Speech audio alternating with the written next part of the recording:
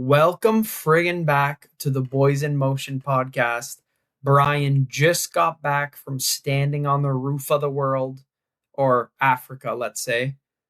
You recently completed a 7-day summit of Mount Kilimanjaro, climbing nearly 6,000 meters to the top of the highest mountain in Africa. Today, we're breaking this down and we're seeing how much endurance sports helped this trip and helped you complete something like this.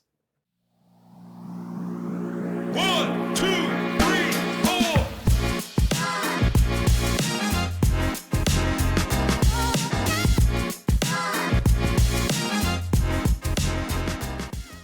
Now, even though most runners, cyclists, or triathletes maybe aren't planning a big multi-day hike like climbing Mount Kilimanjaro next weekend, I think there are a bunch of lessons that endurance athletes can take from a challenge like this.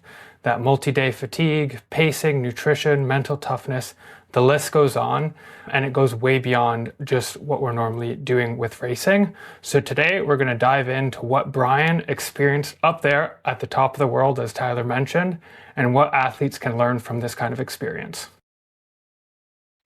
For sure. And honestly, it was a surreal experience. Just a couple of weeks ago, I was hiking through rainforest, then to alpine deserts, then to glaciers on top, all on the same mountain.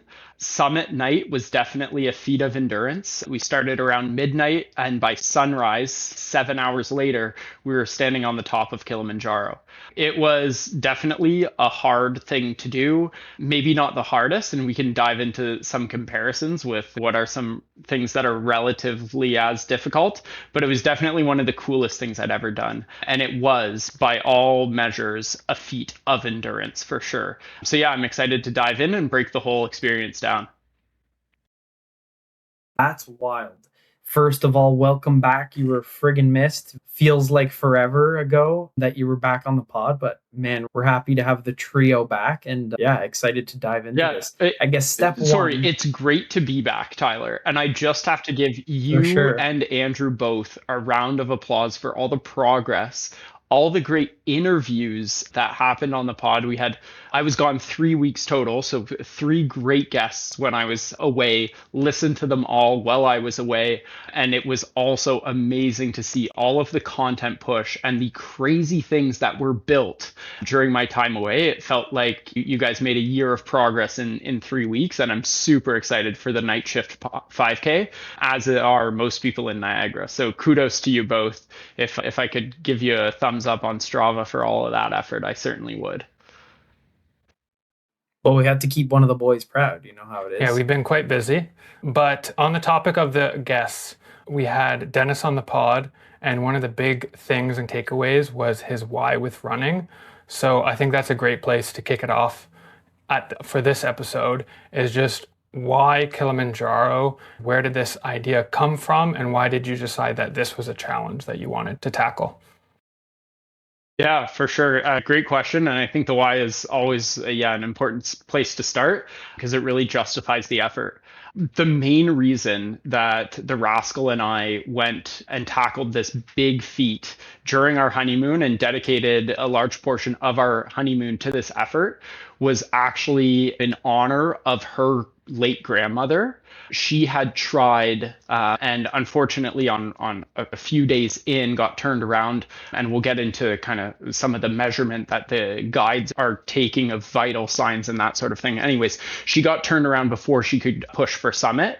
And so, one of the things that we've had in mind as a trip for a long time now is actually going and finishing that summit in her honor. And we're both very proud to have successfully done that now. So that was the main draw to Kilimanjaro specifically.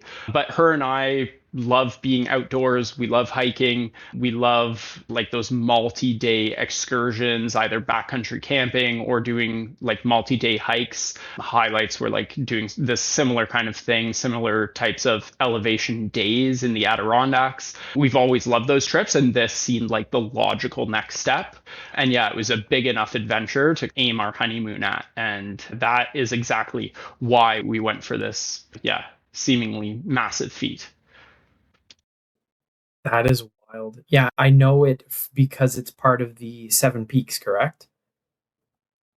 Correct. Yeah. So this is the roof of Africa. It is the highest summit on Africa or in Africa. It stands at 5,892 meters tall at the summit, which is nearly 20,000 feet. It's 19,300 and some feet. So it's a huge mountain, and it's actually got one of the highest prominences, meaning from where you start the hike, like at the base of the mountain to the top, it might be number one in terms of that measure, because you're starting at about 1,600 meters of elevation and you end up climbing almost 4,400 meters of elevation. It's pretty crazy, but 7 days was certainly enough. And it's something that like thousands and thousands of people are attempting at the same time generally. And every year, almost 50,000 people give it an attempt,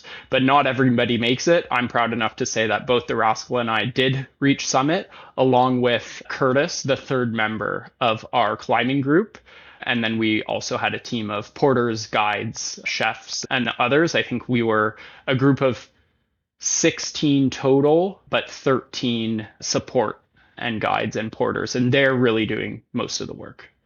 Oh, wow. So Okay, nice. 13 Yeah, so many of questions. that are supporting this effort for three people that are actually like there to, wow, that's crazy. That's a like crazy imbalance of how many people it takes to make that happen. If we were really wanting to talk to the real athletes that are conquering Kilimanjaro, it is not the climbers themselves, it is the porters. We're carrying a day pack that weighs about 10 pounds or 5 kilograms. They are limited to carrying 20 kilograms per person, which is one of the reasons that you need so many people. But yeah, many times I think they are carrying more than 20 kilograms. And I can speak for the group that we were with, is every single person on that team was a machine.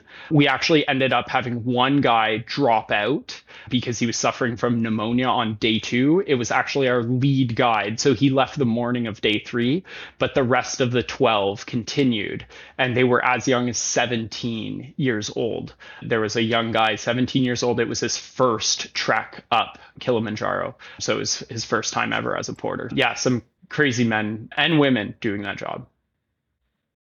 That's wild. So I guess for that guy, first of many. So I guess these people, that's what they do. I don't know if it's year round. They close the mountain at certain times of year, but that's what they do around there to as their job. Yeah, Tanzania, which is where Kilimanjaro is located, is not a very rich nation. I think their average GDP per capita is about 1,200 USD annually, and there's a pretty high unemployment rate. Being a porter is not a glamorous job, and speaking with some of them, like the job is very difficult for very low pay. In Canada, it would be tough to find people to do that work. But for them, it is work, it's tourism dollars coming to support them. And a high percentage of their pay comes from tips. And that was one thing that at the end of our journey, we were sure to do, was be generous with our group and the staff that supported us. Because yeah, once again, just reiterating, this is not a journey where you're doing all the work. The majority of the load is on your team. And I would say that is true for literally any expedition where there is a team. It's not the person who's taking the selfie at the top. It is the team of Sherpas or porters that is doing the brunt of the work. So I think, yeah, this was team effort, and that was reinforced culturally throughout the climb, is that it's one team, one dream to the top, nonstop. I want to give most of the time to the journey, but before we jump into that, can you just chat about any specific things, how you maybe altered your training of before? Were you doing lots of biking, lots of running to try to prepare for this journey that you would recommend someone maybe consider if they were wanting to do something like this?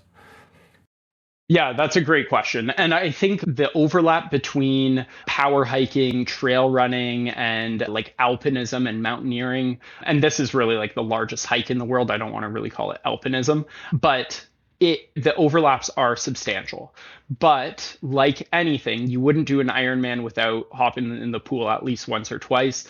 You wouldn't do a hike, a 7 day hike, without also training your walks, your hiking, and that sort of thing. So every weekend in the months leading up to Kilimanjaro, the Rascal and I were throwing dumbbells into our backpacks and climbing with, I had over 20 kgs in my backpack when we would go on those, like, usually 4 to 10K hikes.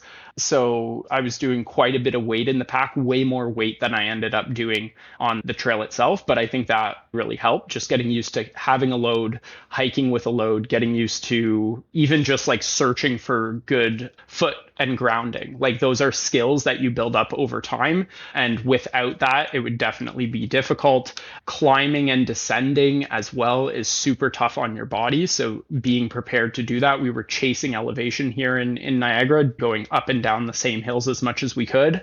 And then the last thing is elevation. If you are going for a summit, elevation and altitude sickness is going to be a huge factor. Some would say the biggest factor, and it can hit everybody differently. The most fit individuals can get turned around because the elevation just, yeah, disagrees with them at that given moment, but you can train for that as well. Of course, that's hard for us here in Niagara, pretty much anywhere on the east coast of US and Canada, because we just live at such a low elevation. I think my house is at about 200 meters. So that's definitely the biggest question mark, but we prepared using Diamox, and you are doing some acclimatization throughout the hike. But I would say the biggest thing was hiking consistently in the months leading up, and then also doing some strength stuff, but you can't outrun the elevation. Yeah, I was gonna say, I think that's from what I hear from others that have done or are doing some of these feats, is they're, let's call it, even the most concerned about elevation, because you can't really, like you said, other than actually going to the Alps, you can't really train altitude and see how your body feels, from what I understand, with altitude sickness. But I think, I guess, what is it? You bring medication or pills to help you with Yeah, that? so there's a medication called Diamox that you can take while you ascend. It definitely helps with altitude sickness. We had previously done a volcano in Guatemala, which towered at about 4,000 meters, and neither of us really felt any suffering. So we were fairly confident. Like, people are known to like be puking and nauseated at that elevation. We didn't really feel the impact. So we knew we had one marker of success, but we weren't going to gamble. So we were both taking Diamox during our ascent. Nice. Yeah, I remember when I was in Bogota in the end of 2025, and that is about, I think it's 2,900 meters at the city, and just doing the one hike up to Montserrat. Like, it was, I've never experienced elevation, but it was crazy, even just, yeah, that easy hiking, how you literally feel like your heart rate's going and the effort is so much higher, even though you're just like walking normally. It's a crazy feeling if you've never experienced that. For sure. It just makes everything a little bit more difficult. And yeah, like that, if you go out for a run in Mexico City, which is standing over 2,000 meters, same thing with, yeah, like spending time at elevation in Colombia. I'm sure you felt it on the runs there as well. Everything's just a little bit harder. But as you continue on that vertical scale, the higher and higher you get, exponentially it gets harder. We're nowhere near the death zone here. It's not like we're breathing at 50% oxygen, but you can definitely tell everything is more difficult. Your resting heart rate is climbing like crazy. Laying in bed is like laying in bed at 4,600 meters is like walking around at ground level. So it's definitely more That's difficult. crazy. Yeah.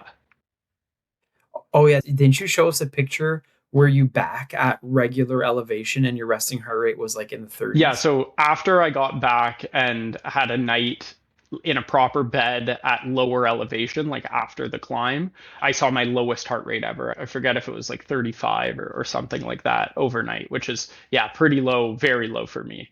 It's Yeah. sick. So like the body is definitely fighting for its life up there, and then you see the impacts afterwards as well. Yeah, wild. Maybe we can run through, you said it was over 7 days, but just walk us through what that typical day looked like when you were doing your hikes, when you were resting, what that all looked like when you were on the trail. Yeah, for sure. I'll run through a few things. So First, I'll start off with the actual like Lemosho route. There's a number of different routes. You probably can't see it, but my shirt has all of them on there, which is pretty cool. But the Lemosho route is one of the most popular routes, maybe like second or third most popular, but it's a really good route that gives you time to acclimatize as you like go towards base camp. And the total distance is about 70 kilometers over 7 days. You can do this as an 8 day.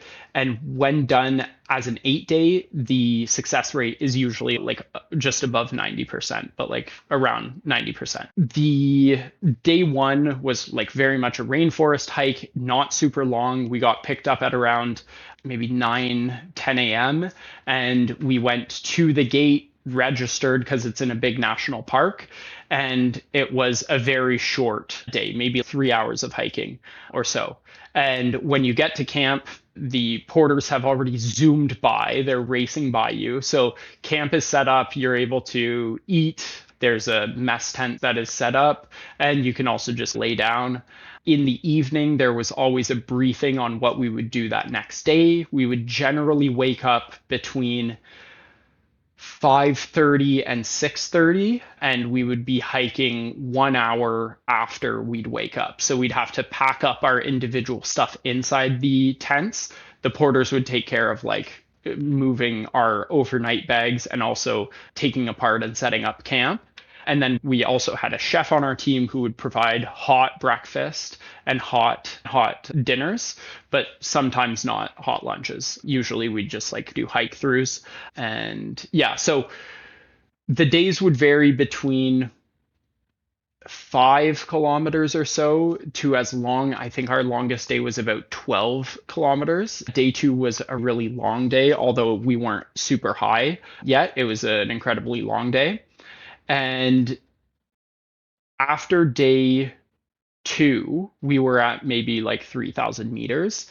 And then we started essentially hiking high during the day and then sleeping a little lower as we continued to acclimatize to the elevation. So that's the strategy of day three and day four. And then So like you'd go up a bit, then you'd come back exactly, down and go up. wake up, have your breakfast, leave camp, hike high during the day, like climb upwards of 800 meters to roughly 4,700 meters, which is what base camp was at.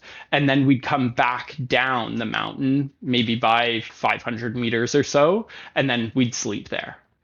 And we did that 2 days in a row. And then on the fifth day, we reached base camp at 4,600 meters. So we had already been at that elevation a few times, but we'd come back down, let our body recover, go back up, fight the elevation, come back down. And that just helps your body acclimatize to, or like acclimate to the kind of air up there. And that kind of like that strategy of going beyond where you're going to come back to, that's standard for these kinds of trips to acclimatize to be able to push further. Exactly. That's the standard protocol. And like generally the rule of thumb is you don't want to go much more than like 1,000 meters a day after you get to a minimum elevation of, let's call it like 2,500 meters. Up to 2,500 meters, you generally won't feel much of an effect. But then you don't want to go from 2,500 meters to 5,000 if you're not used to 5,000. It would just wreck you. So that was the strategy there. Yeah. Oh yeah, nice. I'm looking at the Yeah. map right now. It shows it. And so we started on essentially like the west side of the mountain. And as we climbed up the mountain, we went around the south side as we continued to get a little higher every day. And then we got to base camp, which is pretty well on the east side of the mountain. So we went like across the mountain as we continued to climb. And then base camp, like I say, that's where you're sleeping the night before going for summit. That's at 4,600 meters. And you've reached base camp, let's say at like 3 p.m. or so. And you sleep a little, you take a nap, and then you wake up for your dinner, and then you go right back to bed because you're waking up at 11 p.m. on day five to start your summit push at midnight on day six of the 7 day thing. So So is a lot of logistics. For sure. And you're pretty well rested because it's not like you're out there for 12 hours a day actually hiking. You might be hiking it depends on the group speed, but you'll be hiking on average about 4 to 6 or 7 hours. Some groups who are pretty slow might be doing like upwards of 10 hours a day, but most people would be able to do it much quicker than that. So you end up you're fairly well recovered, but the summit night is a very long night. You're climbing consistently for over 7 hours from base camp to the summit. Now, is there a specific reason, or is it just to fit it all in within 7 days? That's when you needed to do the summit. So you actually nobody's camping higher than that base camp. So there is upon special permit, there's a camp at about like 4,800 meters, but the big base camp is at 4,600 meters, and that's where 95% of people are staying. There's some people that stay a little bit higher, but most of those people are actually staying there to acclimatize for other mountain expeditions. So they might be like trying to go to Everest or Aconcagua or something like that, and they'll actually just sit on Kilimanjaro for an extended period of time because it's far less expensive to be there because there's towns nearby. It's not like you're going to K2 base camp, which is so far from civilization and so expensive to get supplies to. So back to Oh, interesting. So they use that as like a training ground Exactly, for people. exactly. So a lot of people will do a long stay on Kilimanjaro to prepare for that. So summit night was definitely like the toughest part of the entire climb. Like I say, you start at around midnight and the goal is to summit by sunrise. Yes, Tyler?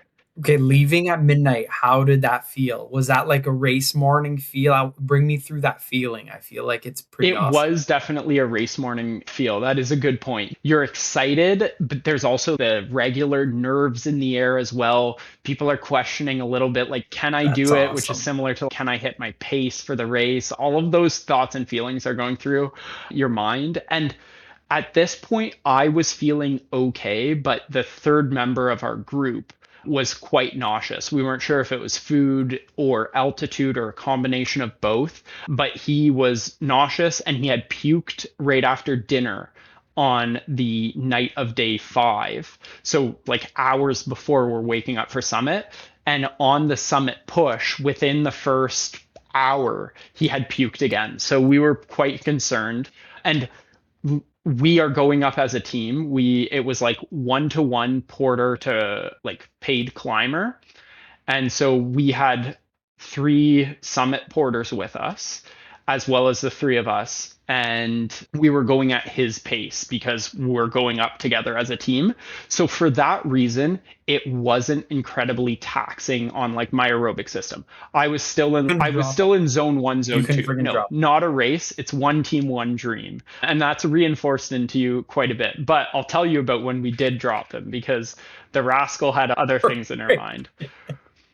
So on this climb at base camp, that was the first time like we were actually in the snow zone. So it's basically that 4,600 meter at that specific location. That's when the snow starts and starts accumulating. So we were in snow at base camp and it was a complete snowstorm the entire climb up, like blowing snow, pretty crazy, and like cold winds. Like I was dressed like I was for any blizzard here in Canada for that summit, and I was still cold going up there. So you definitely need the right gear. I had like micro spike crampons on, like medium crampons, not ice climbing spikes, but still some pretty heavy duty crampons, and those helped a lot. So I wasn't going 2 steps forward, 1 step back every step. But there was a wide range of people and a wide range of paces, and you see this winding set of lights all the way up into the distance, and you don't know when that summit's coming, and it takes a long time, like 7 hours of one foot after the other in total darkness, in blowing snow and wind, is a crazy adventure, and it's something that like I think most endurance athletes would absolutely adore. If you like going for that run in that storm, it's similar to that. It's that similar feeling. But I think most endurance athletes, if you're not too badly affected by the elevation, it would be an enjoyable climb. It wouldn't be like you're in zone 5, like struggling for your life. If you're pacing yourself correctly, you can do it in zone 1 or zone 2, and it's enjoyable. I think I'll ask this now because I think it fits in pretty well. But if you were to put it like on a scale of 1 being your like Saturday morning coffee jog, very easy, and then 10 being the hardest thing you've done physically, mentally, which I'm going to assume is the Everest challenge. I feel like that's fair to say. Where does it sit on that scale?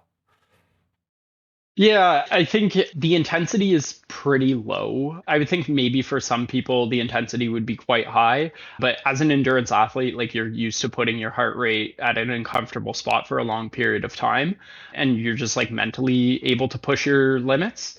So I don't think it's actually like that difficult in that sense, but it also matters. If you are the slowest paced person in the group, it will be very, very difficult because you'll be at your limit.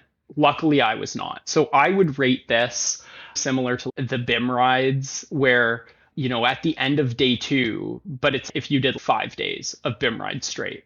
Because, yeah, the average daily hike isn't that tough, but it does compound and your body does get some stress.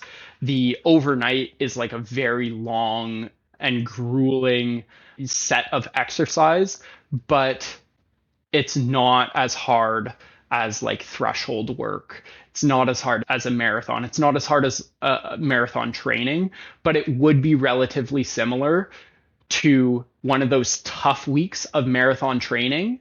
And that summit night is similar to the longest run of your training block, where like the intensity isn't 10 out of 10 because you're not pushing yourself at a race pace effort, but it just drags on. It's that 20 miler. It's that 20 miler plus in the long weeks of your marathon training is what I would compare it to. Nice. Yeah, that makes sense. Yeah, I mean, it sounds like a lot And of like fun to me. you could do it. Yeah, and you could do it, but it's And tough. that's it. And it's like you've spent the whole week with your friends, with a new group of people, all doing the same week of exercise, and the views are incredible. It's super diverse. You're with new people. There's spectacular surroundings.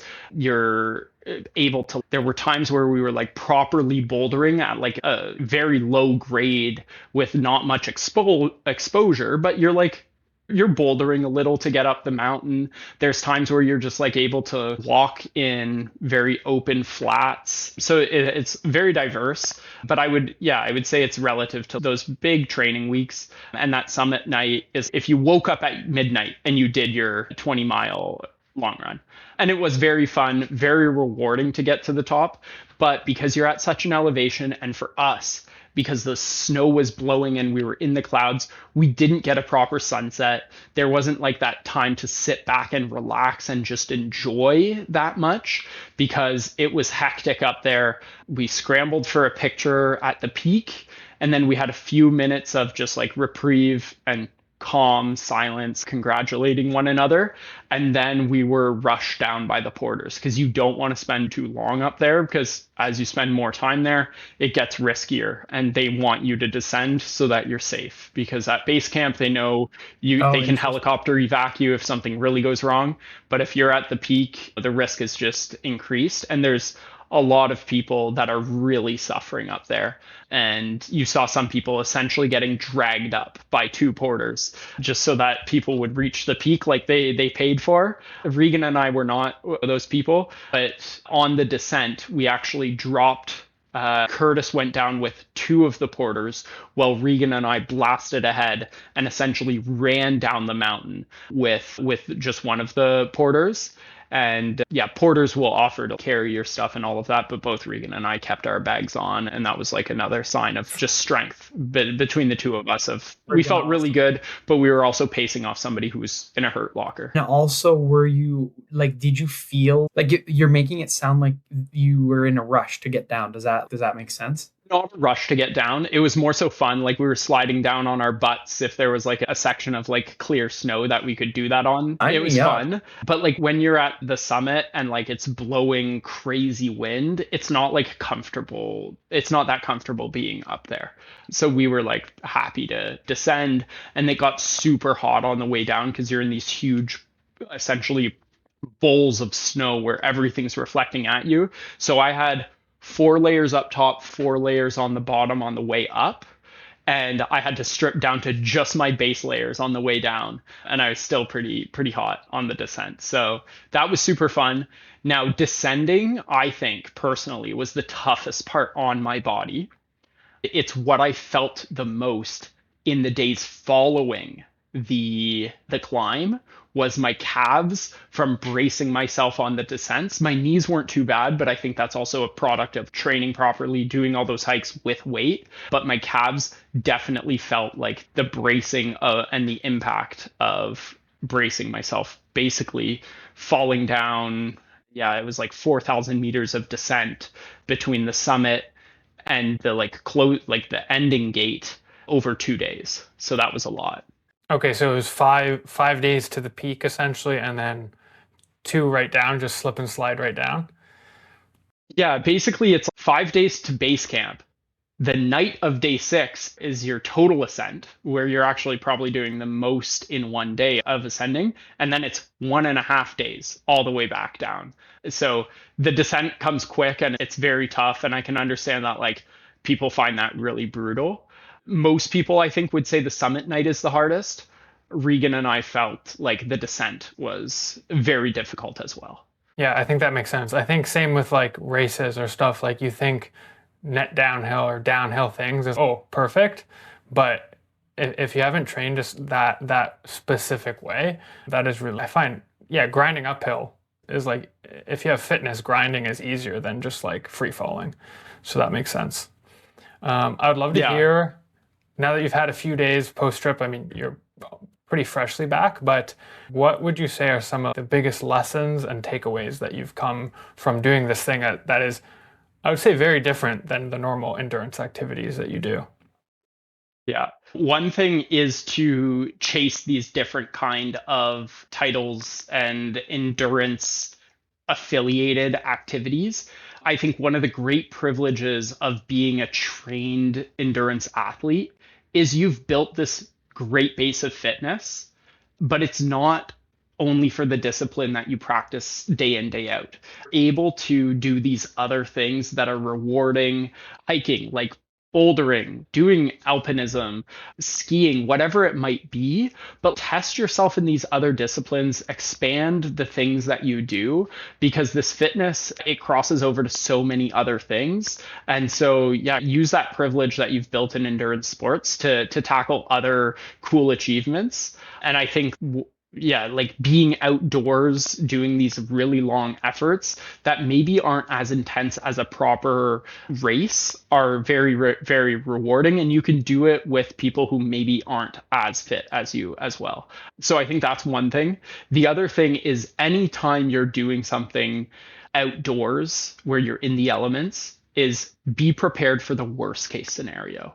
Andrew, you know this. You're an avid outdoors person as well. Tyler, maybe a little bit less, but we hope to get you portaging or doing a multi-day trek one of these days.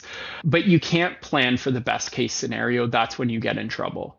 And we saw that. I don't want to expose Curtis, but Curtis came from LA. He's used to like 1 or 2 days of rain a year. Whereas like Regan and we've had those terrible days of rain and those terrible multi-day in a row of rain when you're outdoors. And Andrew, you can for sure recall, and anybody who's been portaging, you know what it's like being in the middle of a lake somewhere when the rain is pouring on you and you're outside and you're hours away from camp and you need to keep the spirits high, you need to keep your gear dry, and you need to make sure that you have everything in your inventory that can help you make those days a success despite the elements. And so if you're going on these kind of trips, doing these kind of crazy things, make sure that you've planned for every scenario, whether it's having the right medication for diarrhea, nausea, or altitude, or having the right gear to deal with rain, cold. And it's as simple as having one of the best purchases we made was $1.25 ponchos from the dollar store. Like without those, a lot more would have been wet and it would have been tough to keep stuff dry throughout the days because it rained every single day on the mountain on us. But like we had the right equipment, the right rain jackets, pants, and everything so that we stayed dry, and that helped keep the spirits high on something like that. So those would be my two things. Try crazy things and try a diverse set of activities, but make sure that you've planned for the worst case scenario.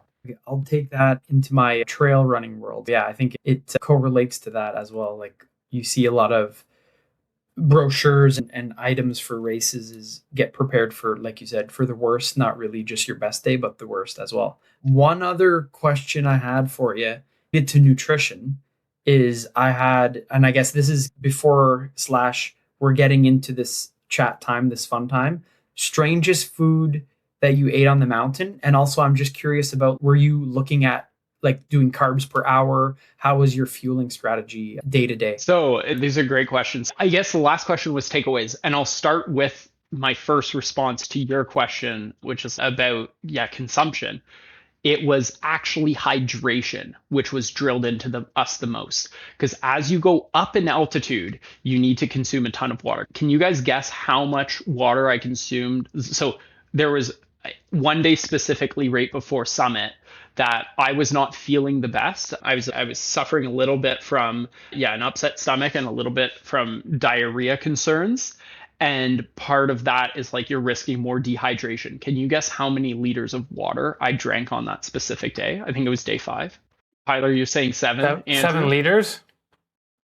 Yeah, I'll go with 2 gallons. So yeah, about 8 liters. Yeah, yeah. And that's essentially what it That's a lot. was when you account for a few teas at breakfast and then, yeah, pretty much all of the water that I drank. It was Like, that's probably crazy. just over 7 liters. So on the first day, I was the person who drank the most. And of the first day of check-in, so they measure your blood oxygen, your heart rate, and your blood pressure. And then they ask you a number of questions. And the last question they ask is, how many liters of water did you drink? And the first day I drank 4 liters, which was the most in the group. And he said, the most successful people will drink double that.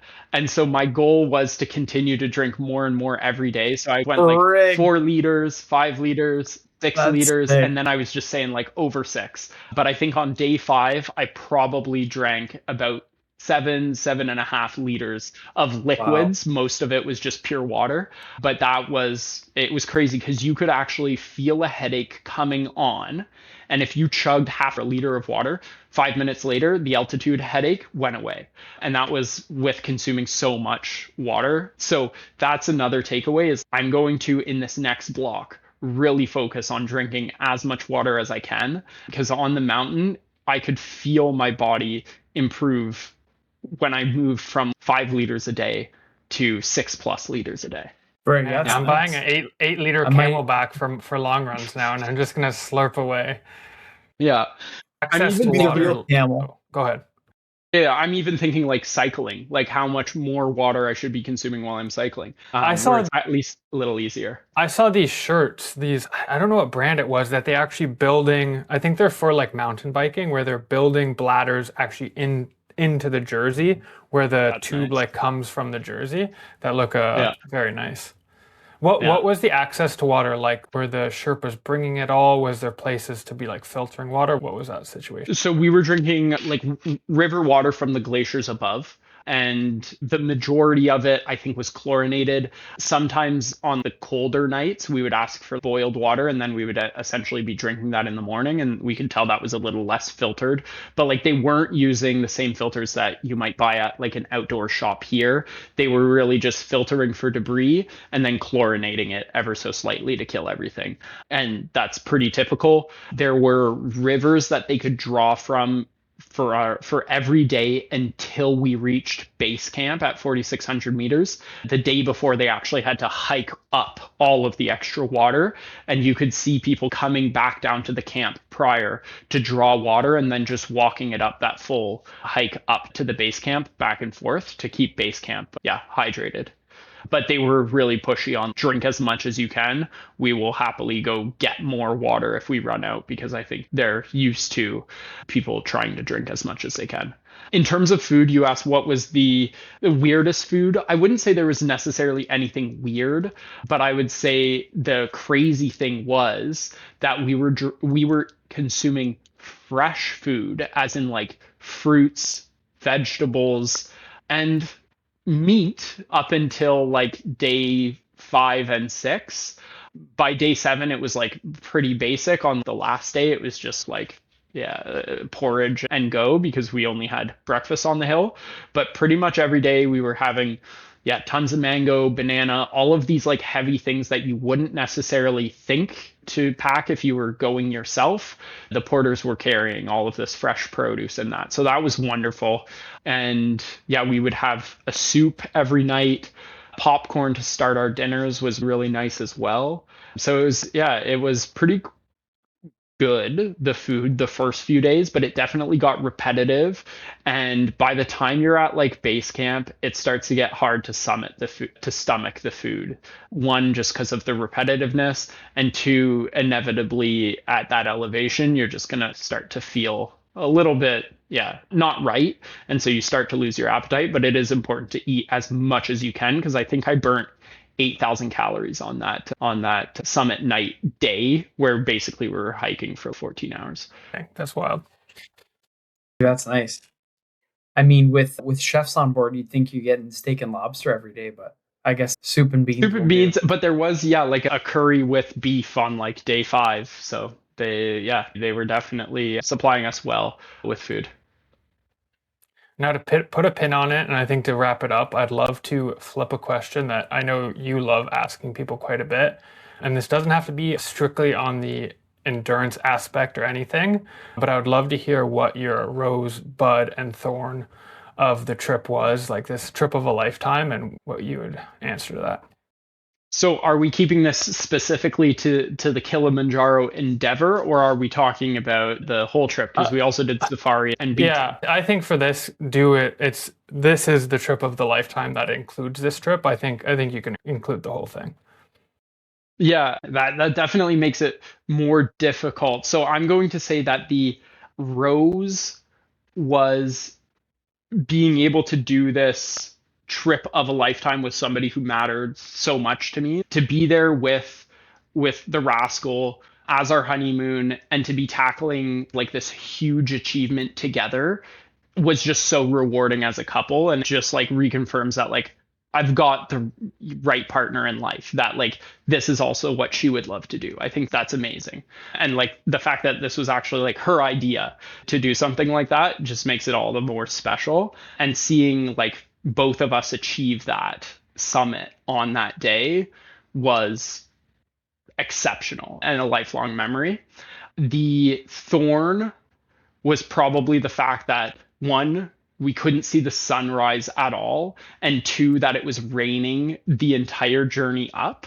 Now, myself, I'm a glutton for punishment, so I loved that aspect of it to a certain extent, but it would have been maybe more enjoyable if it wasn't raining every single day and we weren't just dealing with damp equipment every day. And yeah, some of the like rewarding end of sitting up and watching the sunrise was taken back, but it came with a different kind of experience.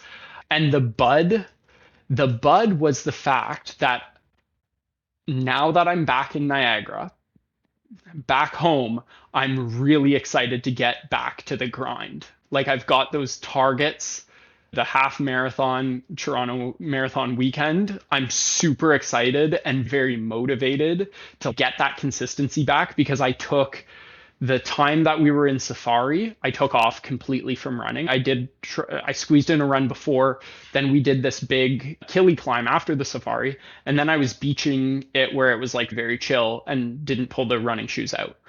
I had plans to, they never came out.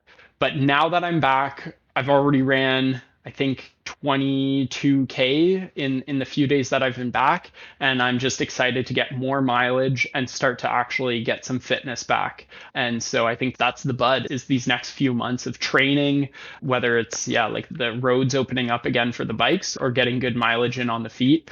I'm just excited to get back to the grind. Nice. I love it. The Niagara KOM Bandit is back and he's ready to hunt. I love to hear it. That's it. Look out at your local neighborhood KOM because if it's within sniping distance, I'm coming for it. Okay, I think that might be a good spot to wrap today's episode. But just, yeah, huge shout out to Brian for sharing the full Kilimanjaro experience. Seems pretty amazing. And I know it definitely seems like something that could be fun to do in the future or something similar to it, but making us all question, should we start planning that next big trip?